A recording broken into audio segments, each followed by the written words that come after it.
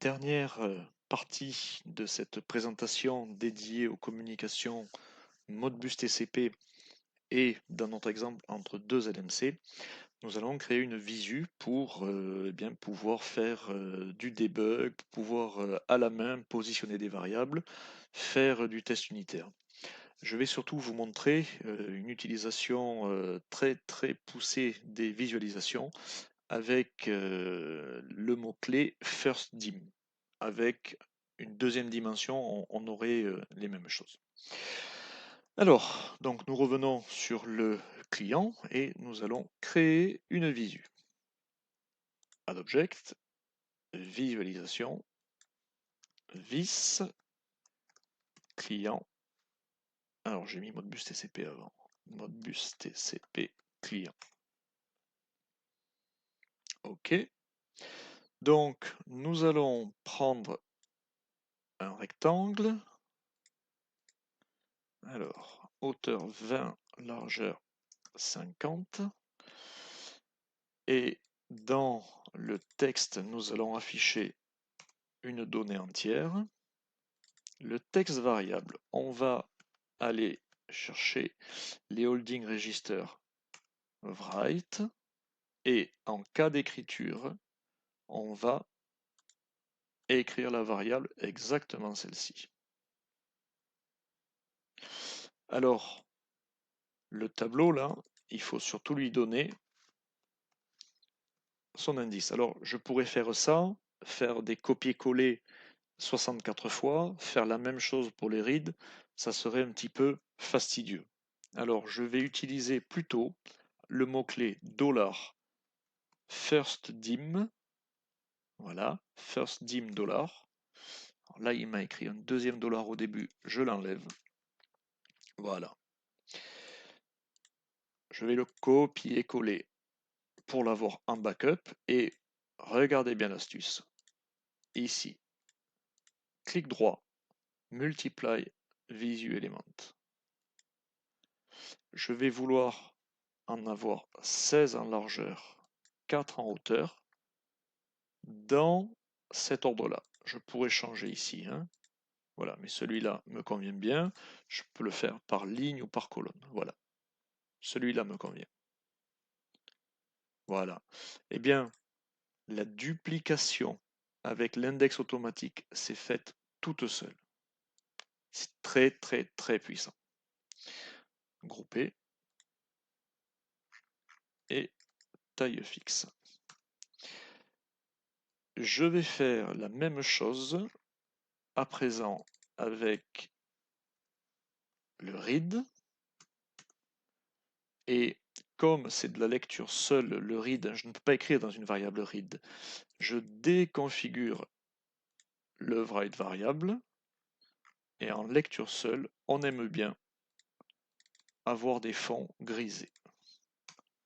Voilà.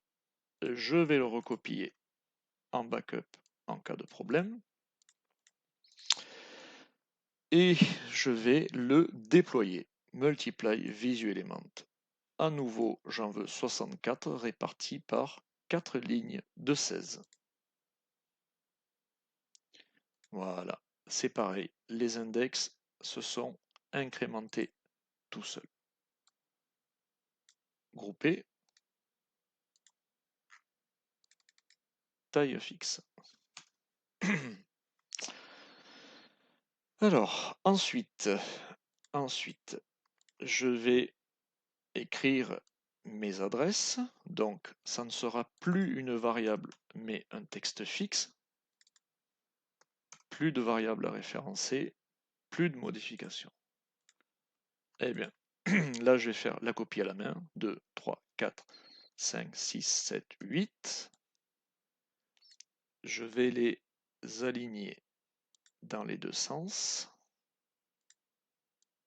et séparer un petit peu. Le texte, je vais l'aligner à droite et modifier mes adresses. Donc adresse 0, adresse 16, adresse 32, 48, 64, plus 16, 80, plus 16, 96, plus 16, 112. Voilà, je groupe également ceci. Grouper, taille fixe. Bien, alors, ici, largeur de 800. Ici, largeur de 50. Alors, ceci, je le positionne en 6, 6. Je fais un peu de cosmétique, hein. Ici, X, donc 56, 61, 6,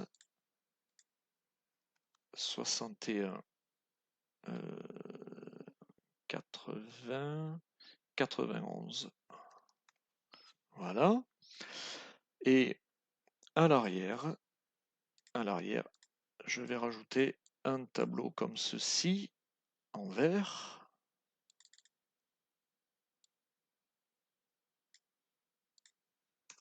En vert, en arrière-plan, order, send to back.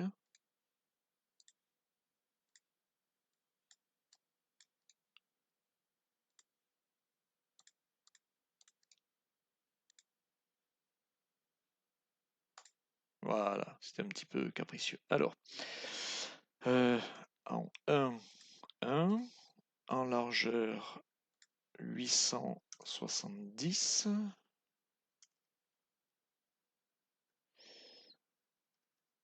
Ouais, 865. Ici, 80, 160, 170, 180, 176. Voilà, j'ai fait un petit peu d'esthétique. Je groupe l'ensemble, taille fixe. Ici, je peux supprimer. Voilà. Et bien là, j'ai une superbe visu. On va tester.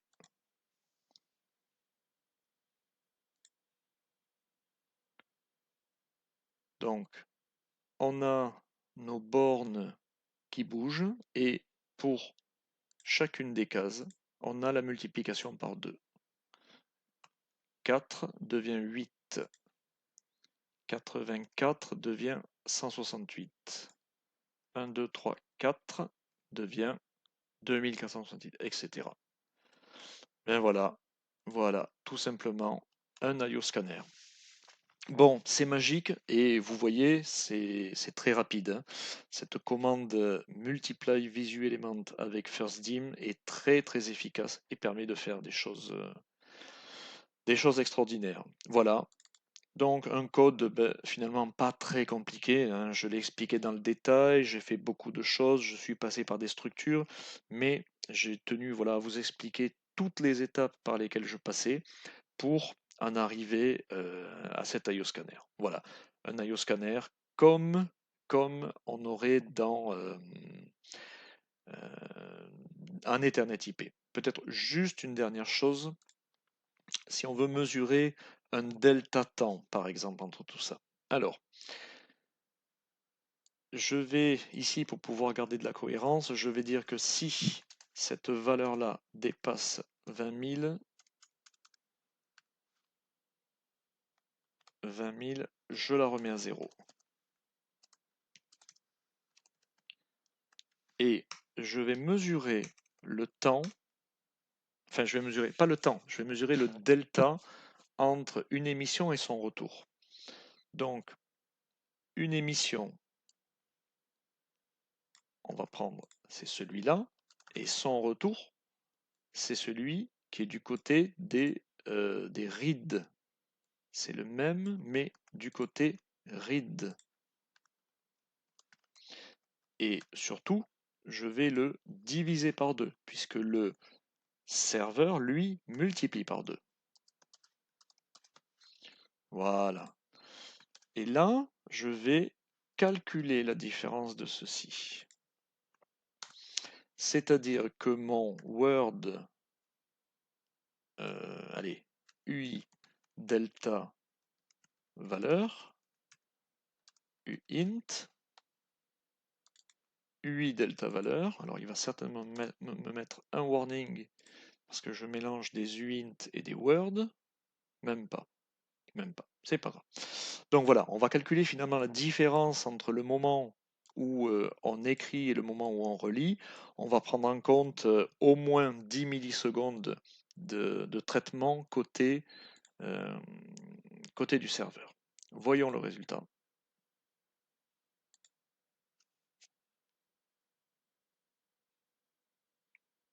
Alors, oula, il y a une coquille là. Il y a une coquille.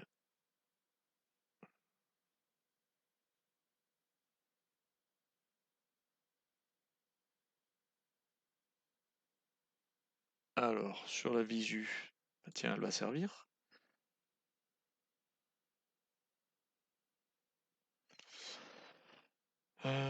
C'est un petit peu comme si le serveur était arrêté. Oui. Alors effectivement, je dois avoir dans mes online change, j'ai dû perdre un petit peu les pédales. Alors, effectivement, parce que je n'ai pas traité les cas d'erreur, hein. Il faudra les traiter bien évidemment. Euh, Que se passe-t-il? Oui, le graph 7 ne tourne plus. Le graph 7 ne tourne plus. Voilà, on est bloqué à l'état 20. Alors, c'est pas grave. On va se remettre à l'état 0. Et voilà, c'est reparti. C'est reparti. C'est reparti. Et là, voilà. On a un delta de entre 10 et 20 unités. On va l'ajouter à la trace. Add variable to trace.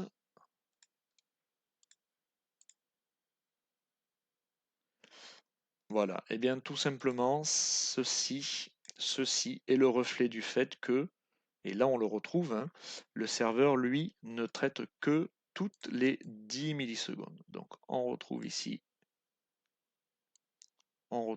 quelque part, hein, très certainement, 20 millisecondes. Alors, pourquoi 20? Pourquoi 20?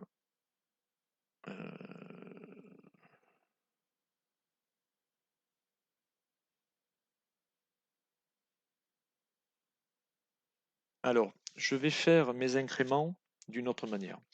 Je ne vais pas les faire à chaque appel, je vais les faire à chaque émission. Voilà, ça sera un petit peu plus euh, cohérent. Alors, je le déplace et je vais le mettre dans le graph 7 au moment de l'émission, c'est-à-dire ici.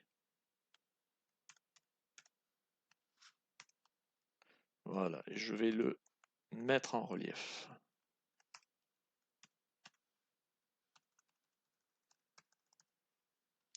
Voilà, je vais mettre ceci en relief. Voilà.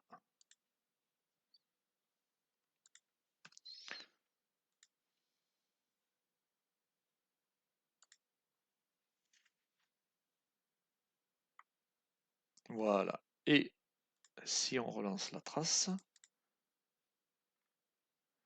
voilà. Donc là,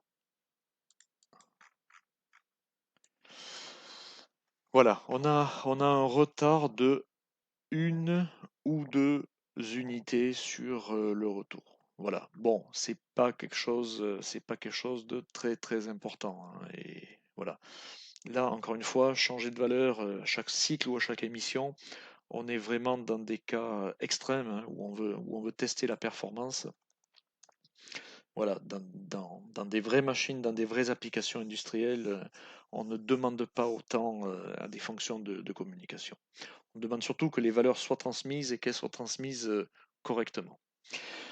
Voilà, nous avons terminé, nous avons mesuré des temps, nous avons fait des visus, des structures, on a utilisé le client, on a utilisé deux clients, on a utilisé le serveur. On peut même vérifier que côté serveur, alors c'est vu comme un seul client, mais voilà, dans la réalité, côté client, on a bien implémenté deux clients. Voilà, tout ce qu'il faut pour faire du Modbus TCP. Bien évidemment, si vous avez des difficultés, n'hésitez pas à revenir vers nous, vers les ADE, on vous accompagnera dans ce sujet si vous avez des questions. Je vous remercie.